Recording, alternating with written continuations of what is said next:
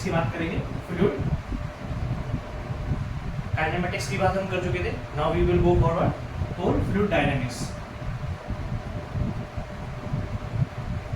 Dynamics से ही पता चल रहा है, मीन्स जो डायनेमिक है मीन्स जिसमें वेरिएशन हो रहा है किसके साथ में, प्रेशर फोर्सेस के साथ में। अगर हम फ्लूइड में चेंजेस का रिलेशन निकालेंगे उसको हम क्या बोलेंगे, फ्लूइड डायनेमिक्स बोलेंगे।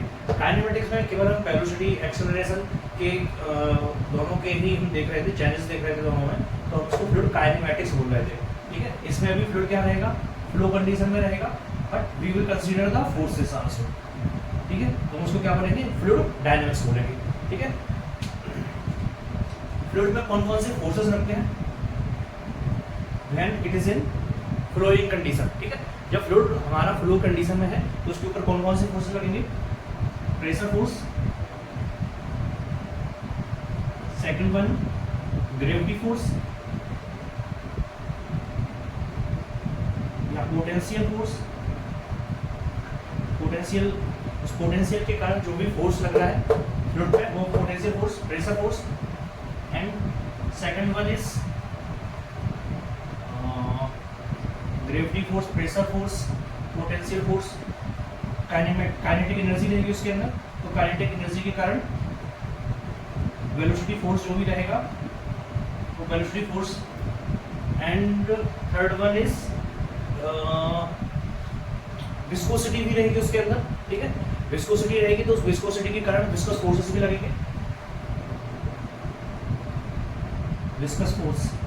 ठीक, तो जब हम इन सभी फोर्सेस को कंसीडर करते हैं तो हमारा जो इक्वेशन बनता है वो नेवियर स्टोक का, नेवियर स्टोक, इसका नाम सुना होगा। इसने सेंटी स्टोक एक यूनिट होती है विस्कोसिटी मेजर करने की, वो इसी ने निकाली थी। ठीक है, तो ये नेवियर स्टोक जो इक्वेशन है वो इन सारे फोर्सेस को कंसीडर करते हुए बनता है। बट यहाँ पर हम फ्लूइड डायनेमिक्स में इन सभी फोर्सेस में केवल हम इसी फोर्सेस को कंसीडर नहीं करेंगे, नेवियर स्टोक को, और हम इन सभी फोर्सेस को कंसीडर करते हुए जब हम इक्वेशन लेते हैं तो हम उसकी बात करते हैं। तो चलिए हम उस इक्वेशन को हम क्या बोलेंगे,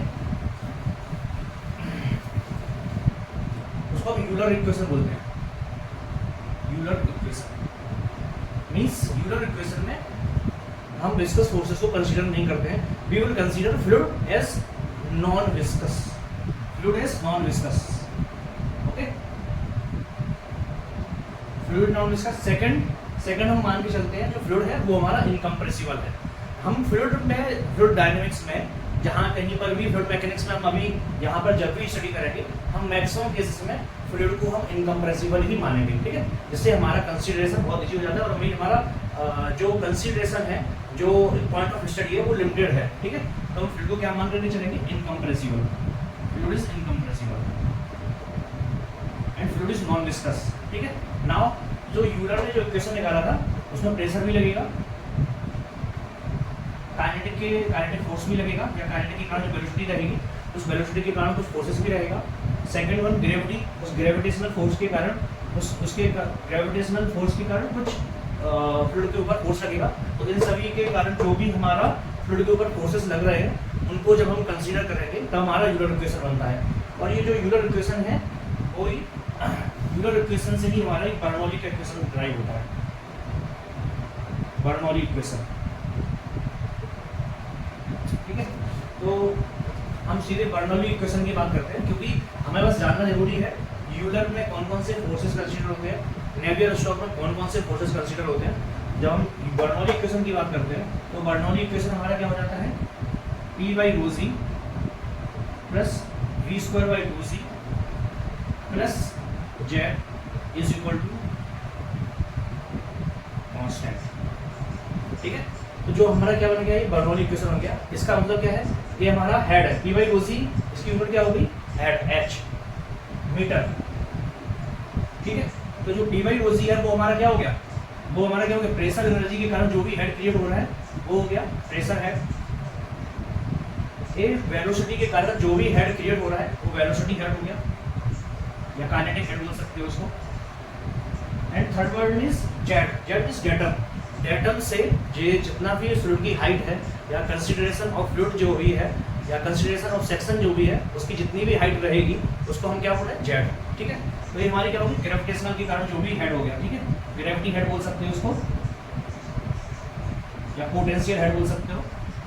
पोटेंशियल एनर्जी है ना, तो पोटेंशियल के कारण जो भी हेड हो रहा है वो पोटेंशियल हेड हो गया डाटम हेड, या हम इसको डेटम हेड बोल सकते हैं। डेटम से कितनी हाइट पे है उसको डेटम हेड, ठीक है।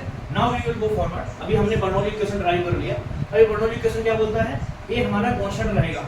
अगर हम जैसे पहले हमने बात किया था किसकी, फ्लूइड कंजर्वेशन की बात की थी, तो फ्लूइड कंजर्वेशन में हमने क्या बोला था, ρ1 A1 V1 बराबर ρ2 A2 V2। हम किसी भी सेक्शन पर चले जाए, हमारा फ्लूइड कंटिन्यूटी इक्वेशन है ना, हमने कंटिन्यूटी इक्वेशन पढ़ा था।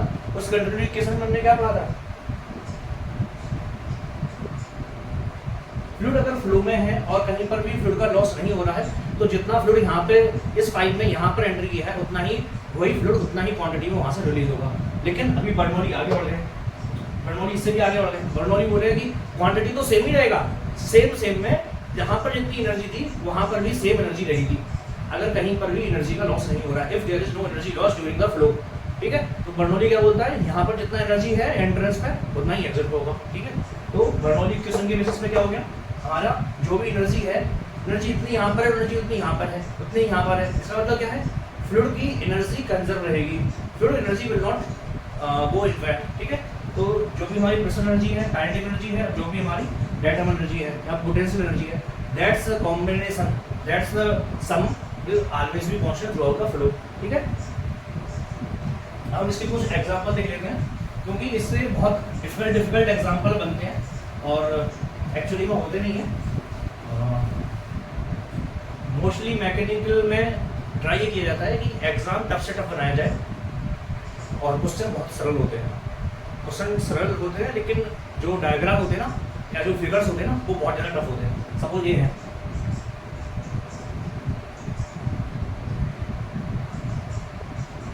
अभी ये फ्लो है, फ्लो की नॉर्मल डायरेक्शन ऐसी होनी चाहिए, फ्लो की डायरेक्शन चेंज कर दी लो। अब भाई फ्लो की डायरेक्शन चेंज कर दी, यहाँ पर बोल दिए यहाँ पर कुछ प्रेशर है P1 है, वेलोसिटी V1 है, डेटम हेड Z1 है, ठीक है, इस सेक्शन पे, ठीक है, ये हमारी Z1 हो गया। और यहाँ पर एक पॉइंट 1 है, एक पॉइंट 2 सेक्शन, ठीक है, एक फर्स्ट सेक्शन है, एक सेकंड सेक्शन है। फर्स्ट सेक्शन पे PV Z1 हमें सब पता है, सेकंड सेक्शन पे हमें केवल सेकंड सेक्शन का केवल हमें Z2 पता है। नाउ दे आर आस्किंग कि अब बताओ हमें V2 बताओ और V2 बताओ, ठीक है। तो अभी ये V2 और V2 कैसे निकालेंगे, मैं केवल एक एग्जांपल दे रहा हूँ और टफ से टफ एग्जांपल भी लेकर के चलेंगे, जिससे हमें बहुत आसानी रहेगा कि क्वेश्चनों को हमें सॉल्व कैसे करना है। You will never be again in low confidence कि हम मैं नहीं कर पाऊंगा। तो यहाँ पर हम क्या लगाएंगे, देखो यहाँ पर ये पाइप है, दिस इज द पाइप, इस पाइप में जितना क्वांटिटी क्यू यहाँ पे फ्लो हो रहा है वही यहाँ पे निकलेगा। सिंपल है, सिंपल ना।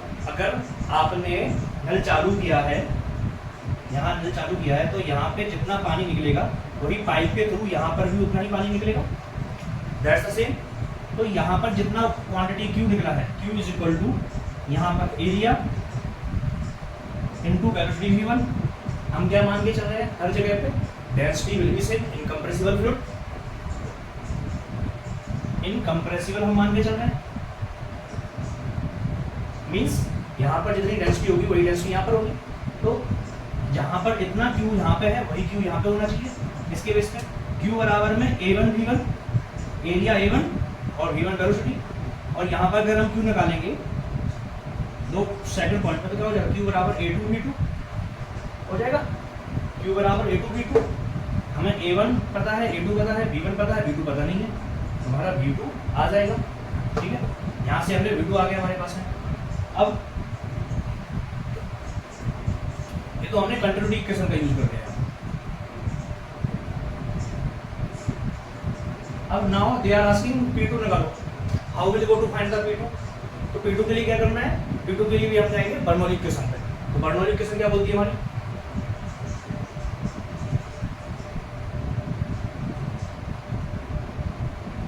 What is going to Bernoulli equation से, प्रेशर एनर्जी, टोटल एनर्जी का सम फर्स्ट पॉइंट पे, टोटल एनर्जी का सम सेकंड पॉइंट पे, दोनों ही आपस में क्या होंगे, बराबर होंगे, they will be always be same. So हम क्या लिखेंगे इसको,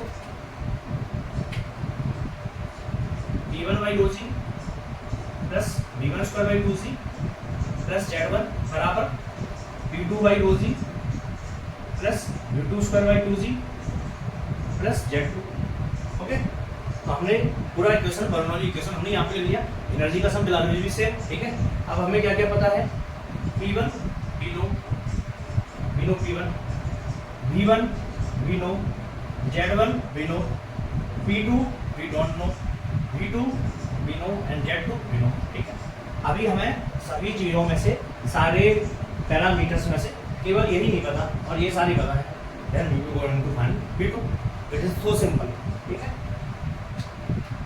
और अगर अभी भी आपका आंसर बता रहा है, there must be some calculation error that is going वो आपको बार बार प्रैक्टिस से सॉल्व करना पड़ेगा। उसका कोई और भी रीजन नहीं हो सकता है। You have to practice a lot. अब हम एक और टफ क्वेश्चन लेकर के चलते हैं जो बहुत ही ज़्यादा डिफिकल्ट रहेगा, और आई थिंक इससे ज़्यादा डिफिकल्ट अगर होगा तो ठीक है, और भी हो सकते हैं क्वेश्चन।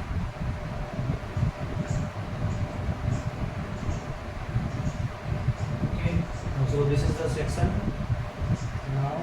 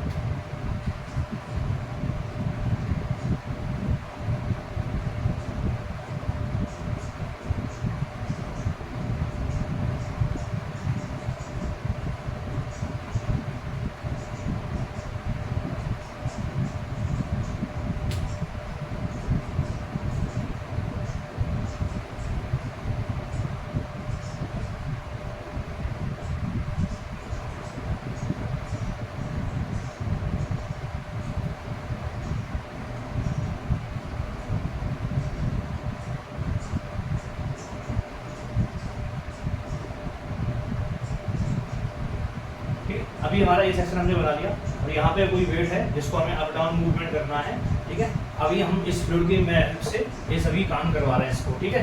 अभी हमने ड्रॉ कर लिया, पूरा एक सिस्टम ड्रॉ कर लिया, ठीक है। फ्लूइड फ्लो इसमें हो रहा है, फ्लूइड फ्लो यहाँ पे क्या है, फ्लूइड स्टेगनेंट हो गया यहाँ पर, ठीक है। तो इसमें इस वाले में क्या रहेगा, इसमें हमारे पास में कोई भी हमारे पास में केवल यहाँ से यहाँ पे केवल प्रेशर एनर्जी ट्रांसफर होगी, बाकी कुछ और नहीं होगा। चलिए अब हम बात करते हैं। तो हमें यहाँ पे हमेशा हमारा फोर्स क्या रहेगा, P1, ये हमारा सेक्शन मान लिया 1 है और यहाँ पे हमारा सेक्शन मान लिया 2 है, ठीक है। सेक्शन 1 एंड सेक्शन 2,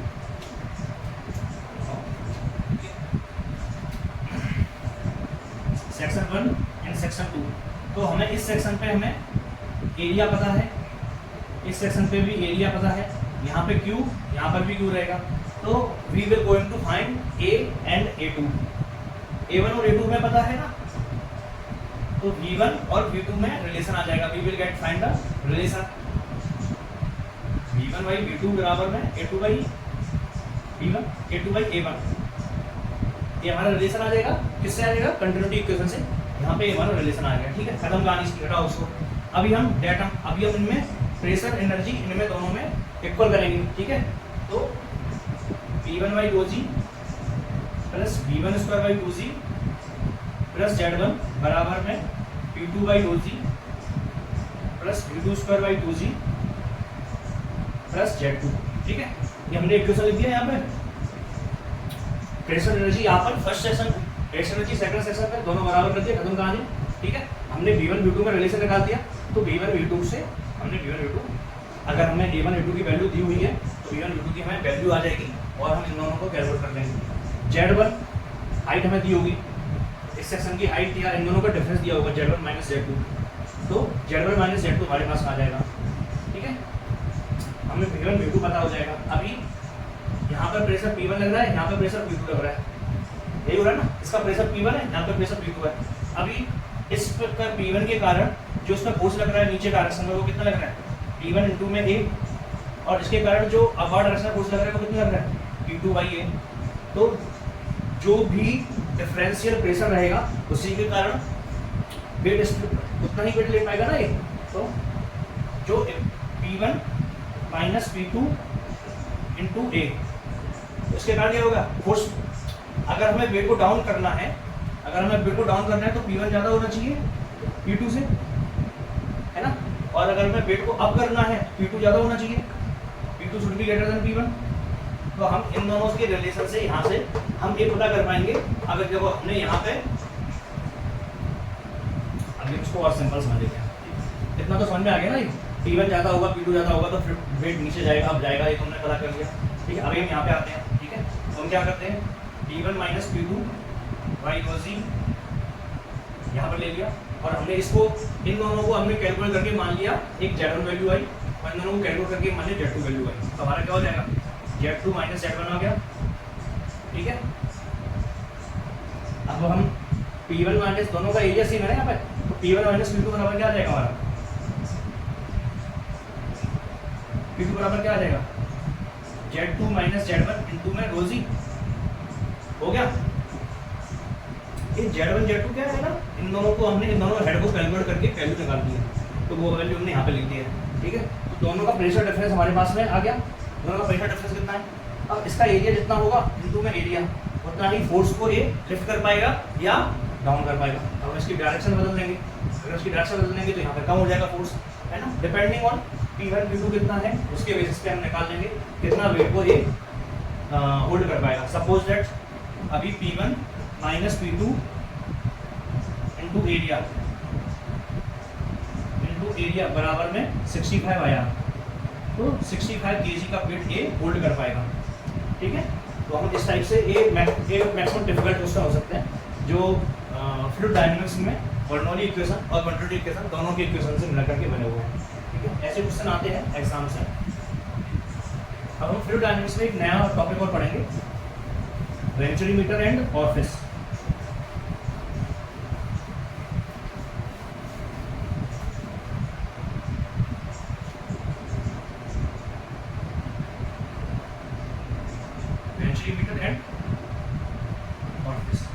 तो वेंचुरी का तो नाम बहुत ज़्यादा सुना होगा, ऑफिस का बड़े नाम है ना। तो वेंचुरी में होता क्या है, पहले कन्वर्जिंग सेक्शन रहेगा, देन छोटा सा फ्लॉट सेक्शन रहेगा, ठीक है, तो उसके बाद डाइवर्जिंग सेक्शन रहेगा, ठीक है। ऐसा कुछ वेंचुरी रहता है। और यहाँ का जो एंगल रहता है ना, ये एंगल थोड़ा ज़्यादा रहता है, ठीक है, और ये वाला एंगल थोड़ा बहुत ज़्यादा कम रहता है, ठीक है। तो हमने ये क्या रहता है, हमारा वेंचुरी रहता है, इस टाइप से हमारा वेंचुरी रहता है। यहाँ पर कोई फ्लूइड फ्लो क्यों कर रहा है, यहाँ पर भी फ्लूइड फ्लो क्यों ही करेगा, ठीक है। कंटिन्यूटी इक्वेशन हम लगाएंगे तो वो हमें पता चल जाएगा, ठीक है। अभी हम यहाँ पर और यहाँ पर अगर हम मान के चलें कि जो हमारा वेंचुरी है वो हॉरिजॉन्टल में रखा हुआ है, ठीक है। तो वेंचुरी हॉरिजॉन्टल में रखा हुआ है मीन्स सेक्शन 1 और इसको हम सेक्शन 2 मान ले रहे हैं, ठीक है। सेक्शन 1 और सेक्शन 2 अगर हम मान plus V1²/2G plus Z1 is equal to, तो हम क्या मानेंगे, जो भी हमारी फर्स्ट पॉइंट पे एनर्जी होगी वही सेकंड पॉइंट पे एनर्जी होगी। तो फर्स्ट पॉइंट पे energy we will take P1/OG V1²/2G Z1 P2/2G plus V2²/2G plus Z2, okay. तो अभी हम दोनों को बराबर करेंगे, Z1 Z2 वी नो कि दोनों ही सेम एटम पे है, तो दोनों Z1 Z2 करोगे तो वी विल काट देंगे, ठीक है। तो क्या हो जाएगा, P1/OG minus P2/OG is equal to V2² minus V1² upon 2G, ठीक है। अब हम अंडरस्टैंडिंग के लिए समझ लेते हैं कि क्या है, प्रेशर हेड का डिफरेंस है। तो फर्स्ट पॉइंट और सेकंड पॉइंट पे दोनों का जो प्रेशर डिफरेंस है उसको हम H मान लेते हैं, H is equal to V2² minus V1² upon 2G। और हम कंटिन्यूटी इक्वेशन से क्या जानते हैं, A2V2 is equal to A1V1, ठीक है। 2GH is equal to V2² minus V1²। V2 बराबर क्या हो जाएगा, A1² upon A2² into V1² minus V1², ठीक है। तो अगर हम यहाँ पर निकाल देंगे इनको क्या हो जाएगा हमारा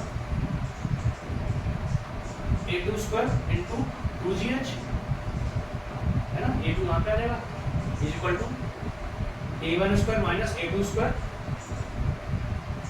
इंटू B1 स्क्वायर। ठीक है, तो हमने क्या निकाल दिया वेंचुरी से, फर्स्ट और सेकंड सेक्शन से हमारा डेरिवेशन आ गया ना। ये बहुत सिंपल है, कुछ है नहीं इसमें। अब हमें B1 स्क्वायर निकालना है, तो B1 स्क्वायर बराबर क्या हो जाएगा A2 का square 2GH upon A1 square minus A2 square.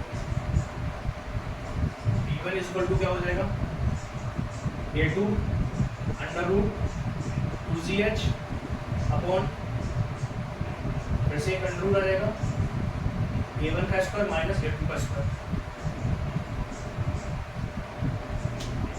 ठीक है, तो हमने क्या निकाल दिया B1 बराबर हमारा आ गया, मींस सेक्शन 1 में जो हमारी वेलोसिटी होगी वो आ गई। लेकिन हमें नॉर्मली क्या बोलते हैं वेंचुरी में हमें बोलते हैं फ्लो निकालो। तो फ्लो Q बराबर क्या होता है A1 V1 बराबर A2 V2। तो Q बराबर क्या हो जाएगा A1 V1, Q बराबर A1 V1, V1 बराबर इतना है तो A1 V1 क्या हो जाएगा A1 A2 under root 2GH upon under root A1 का स्क्वायर माइनस A2 का square. That's the simple point जो हमारा किस में आ जाएगा वेंचुरी मीटर के केस में हमारा आ जाएगा। सेम हमारा ऑर्फिस मीटर में भी आता है, लेकिन हम अभी इतना ही बात कर लेते हैं। ठीक है, अभी इसमें हमने क्या कंसीडर किया हुआ है कि जो भी हमारा फ्लूइड है वो फ्लो करेगा और उसमें कहीं पर भी एनर्जी का लॉस नहीं हो रहा है। जितना फर्स्ट पॉइंट पर एनर्जी है सेम हमें सेकंड पॉइंट पर एनर्जी मिलेगा। बट रियलिटी में ऐसा होता है क्या? नहीं, रियलिटी में कभी ऐसा नहीं होता है। रियलिटी में कहीं ना कहीं एनर्जी का लॉस होना है, एनर्जी का लॉस होना है, then we have to consider something. तो यहाँ पर हम समथिंग लेकर के चलते हैं। तो यहाँ पर हम समथिंग में क्या लेकर चलेंगे CD। ठीक है, CD को लेकर के चलेंगे। ठीक है, जो हमारी क्या बताएगा एनर्जी लॉस के कारण, जो भी हमारा एनर्जी और कॉन्ट्रैक्शन के कारण या जो भी वेंचुरी लगाने के कारण जो भी हमारा लॉस हुआ उसको हम CD में बोलते हैं कोएफिशिएंट ऑफ डिस्चार्ज। CD की वैल्यू 0.98 0.95 वेंचुरी के केस में इतना रहता है। ठीक है, लेकिन जब हमारा ऑर्फिस लगता है ना, ये तो हमारा वेंचुरी हो गया। ऑर्फिस में थोड़ा डिफरेंट रहता है लेकिन सब कुछ सेम ही रहता है। ऑर्फिस कैसा रहेगा हमारा, सपोज ये हमारा पाइप है और इसके बीच में हमने एक प्लेट लगा दी है और बीच में हमने इसको काट दिया है इसको। ठीक है, जैसे जो थाली है ना हमारी, थाली को अगर हम बीच में से एक सर्कल होल कर लें, ऐसे ही समझो इसमें से सर्कल सा होल हमने कर दिया। अब यहाँ से जो पानी फ्लो हो रहा है वो होगा क्या, यहाँ से पानी फ्लो हो रहा है, यहाँ पे तो पूरा बंद हो गया, तो होगा क्या यहाँ से निकलेगा, यहाँ से निकलेगा तो ऐसे निकलेगा ना, तो ऐसे सिर्फ वही हो रहा है ना। तो यहाँ पे क्या हो रहा है, इस एरिया में, इस सेक्शन में बहुत ही सबसे कम मिनिमम एरिया है। मिनिमम एरिया जहाँ पर भी फ्लूइड का मिनिमम एरिया रहता है उसको हम थ्रोट एरिया बोलते हैं। वेंचुरी के केस में तो हमारा ऐसे ही था। वेंचुरी के केस में क्या होता था, थ्रोट सेक्शन इतना लंबा नहीं होता है लेकिन होता है।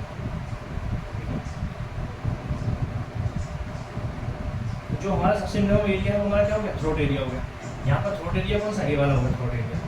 हमारा सेम इक्वेशन ऑर्फिस के केस में भी आएगा, बट ऑर्फिस में हमारा लॉस ज़्यादा होता है। क्यों? क्योंकि हमने फ्लूइड हमारा डायरेक्ट ऑब्स्ट्रक्शन लगा दिया। इसमें डायरेक्ट ऑब्स्ट्रक्शन है क्या, नहीं है। हम धीरे धीरे फ्लूइड को कॉन्ट्रैक्ट कर रहे हैं। फिर डाइवर्जिंग सेक्शन भी हमारा बहुत स्लो डाइवर्जिंग सेक्शन है, यहाँ पे डाइवर्जिंग भी सेक्शन करा हुआ है। तो जो CD आता है वेंचुरी के केस में कोएफिशिएंट ऑफ डिस्चार्ज वो 0.98 से 0.95 आता है। यही ऑर्फिस मीटर के केस में 0.6 से 0.75 के बीच का आता है। ठीक है, तो कोएफिशिएंट ऑफ डिस्चार्ज जो ऑर्फिस के केस में हमारा बहुत ही ज़्यादा कम आता है, जबकि कोएफिशिएंट ऑफ डिस्चार्ज जो होता है, एनर्जी लॉस जो होता है वेंचुरी में कम होता है, ऑर्फिस में ज़्यादा होता है। क्योंकि सडन ऑब्स्ट्रक्शन होता है, इसमें सडन ऑब्स्ट्रक्शन नहीं है, इसमें स्लोली ऑब्स्ट्रक्शन कॉन्ट्रैक्शन है। कॉन्ट्रैक्शन में एनर्जी लॉस नहीं होता है, जो भी एनर्जी लॉस होता है वो हमारा डाइवर्जिंग सेक्शन में होता है। ठीक है, वो आपको एक पूरा फ्लूइड डायनामिक्स में venturi, orifice, pressure energy, fluid energy. अच्छा, अभी एक और चीज़ हम बात कर लेते हैं, कुछ चीज़ों की बात कर लेते हैं तो पूरा टॉपिक ही हमारा खत्म हो जाएगा।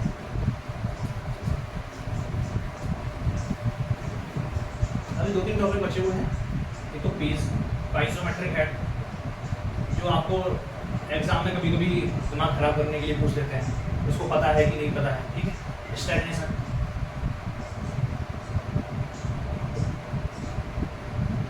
स्टैग्नेशन है। तो पीजोमीटर क्या होता है ना, एक सिंपल सा एक ट्यूब होता है ऐसा, और उसमें क्या होता है जब हमारा फ्लूइड फ्लो करता है तो हम जैसे पाइप है, पाइप के अंदर अगर हमने ऐसे डाल दिया इसको, तो यहाँ पे फ्लूइड जो होगा वो सडनली क्या हो जाएगा, यहाँ पे कहीं आगे जाने को है नहीं इसको, जो भी फ्लूइड इसके अंदर जाएगा वो क्या रुक जाएगा। तो यहाँ पे क्या हो जाएगा, कुछ फ्लूइड फ्लो हमारा फ्लूइड जो है लेवल से राइज कर जाएगा। तो इसका यूज कहाँ आपको होता है, इसका यूज वहाँ पर होता है, जैसे अभी इस सेक्शन को ले लें और इस सेक्शन को ले लें, तो यहाँ पे दोनों में है क्या, यहाँ पे दोनों में है क्या, दोनों में होगा क्या, पैटर्न Z1 बराबर है P1/OC, यहाँ पर 1 सेक्शन है, यहाँ पर 2 सेक्शन है, प्लस V1/2C, 2 पे क्या हो जाएगा P2/OC, प्लस Z1 बराबर P2/OC plus V2/2C plus Z2। ठीक है, तो पीजोमीटर में क्या हो रहा है, फ्लूइड जैसे ही उसके अंदर एंट्री कर रहा है it will going to stop, क्योंकि उसको आगे जाने के लिए रास्ता नहीं है, तो क्या हो जाएगा, रुक जाएगा, वहीं पर फ्लूइड रुक जाएगा। तो होगा क्या, V2 के केस में वेलोसिटी क्या होगी हमारी, 0 हो गई। Z1 और Z2 दोनों ही सेम हेड पे है, Z1 Z2 कट गया, तब क्या हो गया, P2 पे P2/OC इज इक्वल टू क्या हो गया, P1/OC प्लस V1/2C। अब जो P2 पर जो भी हेड है उसी को हम क्या बोल रहे हैं, स्टैग्नेशन हेड बोल रहे हैं। बस यही है स्टैग्नेशन हेड, यही हमारा पीजोमीटर है और यही हमारा स्टैग्नेशन हेड है। बस दैट्स स्टैग्नेशन हेड, ये P2 है। मीन्स इसमें अगर हम प्रेशर एनर्जी को भी कैलकुलेट करते हैं, साथ साथ में काइनेटिक एनर्जी को भी कैलकुलेट करते हैं, तो दोनों के कारण जो भी हेड क्रिएट हो रहा है वही हमारा स्टैग्नेशन हेड है। That's it. और इसी को हम स्टैग्नेशन बोल रहे हैं, इसी को हम पीजोमीटर बोल रहे हैं। ठीक है।